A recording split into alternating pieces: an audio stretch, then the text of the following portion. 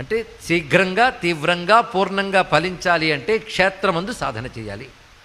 మన ఇళ్లలో మనం జపం చేసుకుంటే ఎంత చేస్తే అంత తెలుసుకోండి. ఇక్కడ ఎంత చేస్తే అంత, అది కూడా శుచి అయిన ఇంట్లో. శుచి అయిన ఇల్లు అంటే అంటు ఎంగిలి ముట్టు మైల ఇవి పాటించే సదాచార గృహంలో మాత్రమే దేవతారాధన ఫలిస్తుంది.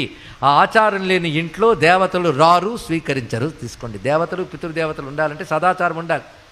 కనుక సదాచారం ఉన్న ఇంట్లో చేసింది చేసినంత ఫలిస్తుంది. గోశాలలో చేస్తే చేసిన దానికంటే 10 రెట్లు ఫలితం ఎక్కువ. అదే ఒక పుణ్యనదీ తీర్థంలో పవిత్రమైన వృక్షాల వద్ద ఒక మారేడు చెట్టు, మర్రి చెట్టు, తులసి మొదలైన వాటి చోట చేస్తే కొన్ని 100 రెట్లు ఫలితం ఎక్కువ.